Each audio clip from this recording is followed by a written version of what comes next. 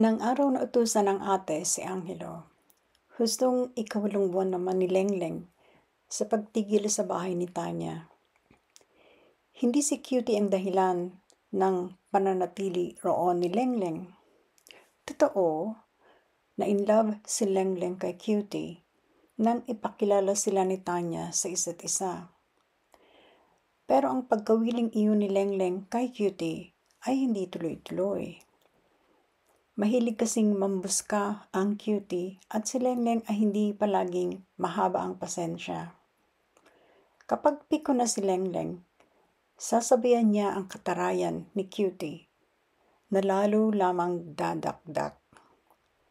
Matinis ang tinig ni Cutie na madaling makairita. Ang siste, pagkaraang mag-away ang dalawa, mas malambing pa sila sa dati. Bibigyan ni Lengleng si Cutie ng mga paborito nitong pagkain.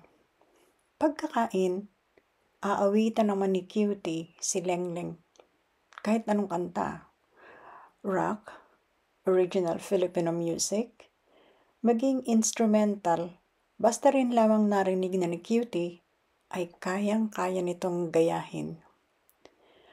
Ang ganoong ika nga ay love-hate na relasyon ni na Cutie at Lengleng ay hindi masyadong alam ni Tanya.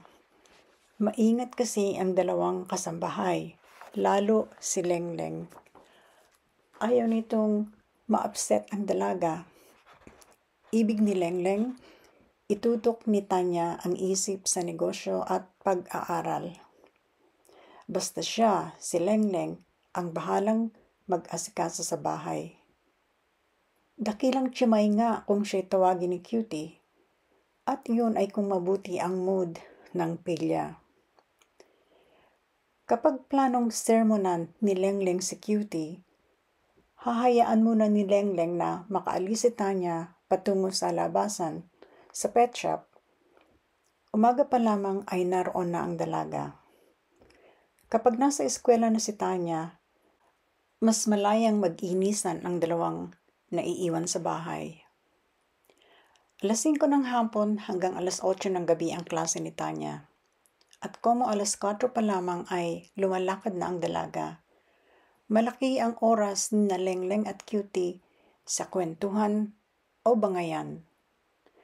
Walang boring na sandali si Lengleng sa bahay. Hindi na nga niya halos naiisip ang babaerong niyang mister sa Zambales. Ang asawa na deprimera rin kung siya'y bugbugin ang dahilan ng paglalayas ni Lengleng. At pinalad naman siyang makasumpong ng paglingap sa mabait na dating alagang bata. Ang itinatanong lamang ni Lengleng sa sarili, paanong nakapagtiyaga si Tanya na ang tanging kasama sa buhay ay ang tulad ni Cutie? Yung gandang iyon ng dalaga. Yung gandang lalaki noon ni Angelo na siyang ugat ng pagbibitiw niya sa aktibong social life ay hindi na niya problema ngayon.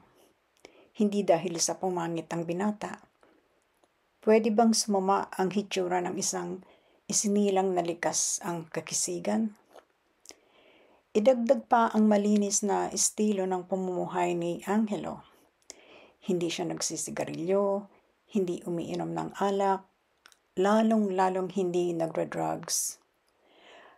Ang totoo nga ay lalong tumindi ang atraksyon ni Angelo sa kababaihan. Ngunit kung noon ay tipong nakagigigil ang kagwapuhan ni Angelo, ang tipong bumabala ni isa kahit sino at kahit sinong edad, ngayon ay iba.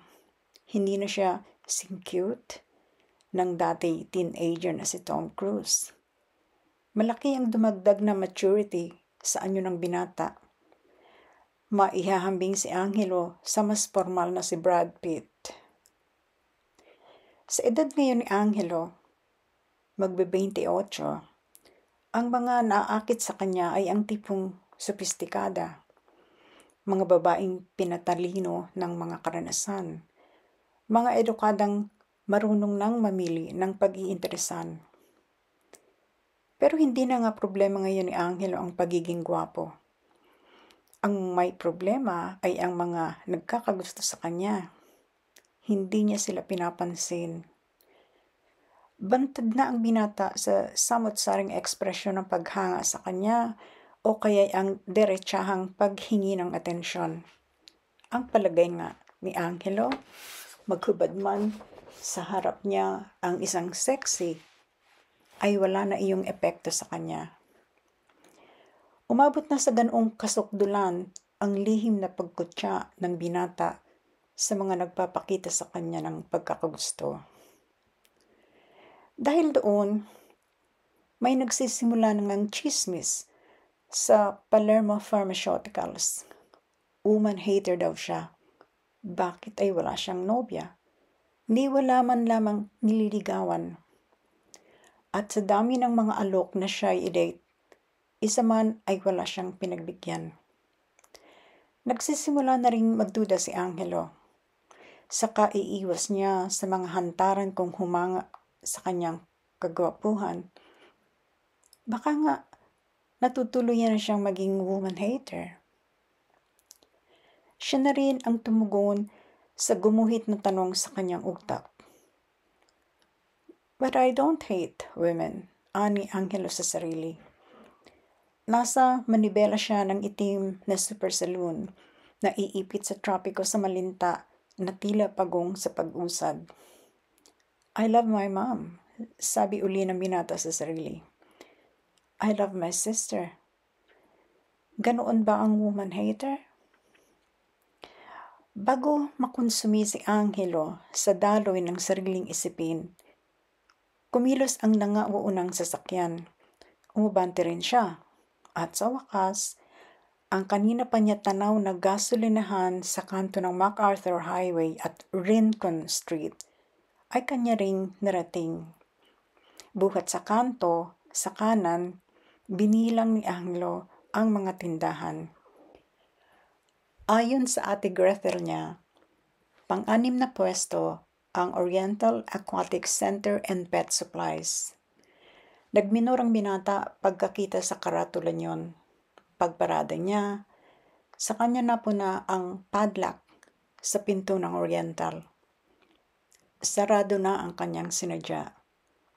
Yamot na yamot ang binata. Pagkaraang magpawala ng inis na buntong hininga, bubuhayan na sana uli ni Angelo ang makina ng kotse. Hahanap na lamang siya ng ibang mabibilihan. Ngunit saan? Lumuwag ang pagkakahawak ng binata sa ignition key. Wala siyang alam na iba pang pet shop sa bisinidad. Dahil kahit ginugulo ni Angelo ang una niyang 10 taon sa Valenzuela, hindi masasabing doon ang kanyang teritoryo. Ang kabisado niya ay ang Pasig. Doon umupa ng mas malaking bahay ang daddy nila. Malapit na sa trabaho nito, convenient pa sa kanilang magkakapatid sa pagpasok noon sa pamantasan. Nilingon ni Angelo ang highway. Ganoon pa rin kasikip ang trapiko. Mabilis pa ang pagong sa pag-usad, lalo ang patungo sa Maynila. No way, ani Angelo sa sarili. Magtiyatsaga na lamang siya sa hapon ng burger at fries kaysa makidaloy sa mga behikulong pa-Maynila para lamang maghanap ng pet shop. Hinugot niya ang susi ng kotse, saka siya umibis. Lumapit ang binata sa namataang grupo ng kalalakihan habang palapit siya sa Oriental. Tansya niya ay mga tricycle driver ang mga naka-standby. Ilang metro lamang ang layo ng pilahan ng tricycle. Mawalang galang na nga mga Brad, anaya. Sabay-sabay na tumingin kay Angelo ang mga standby. Ang ilan ay napamaang. Hindi marahil sanay sa mga decoaching mapitagan sa tulad nilang mga karaniwang tao. Magtatanong sana ako, duktong ng binata, kung pwede. Sige, anang isa, yung humihitit ng sigarilyo, ang pinakamatanda sa grupo. Naliligaw ka ba? Hindi naman ho, sagot ni Angelo. Itinuro niya ang pet shop. May bibilhin sana ako. Ang aga naman palang magsara. Pasado 6:00 lang. Hindi kaya pwedeng katukin kung nasa tabi-tabi lang ang may-ari? Sumabad ang isa na sinabayan ng dalawa pa. Pulos excited. Napamaang sa simula si Angelo. Pero kaagad din niyang naunawaan ang sigla at pag-uunahan ng mang-iyon sa pagsasalaysay. Karamihan sa mga kausap ay naging saksi sa isinagawang raid ng mga authorities sa pet shop. Nalaman niyang hindi pwedeng katukin ang Oriental. Taga-Navotas daw ang may-ari at hindi na napagkikita sa lugar.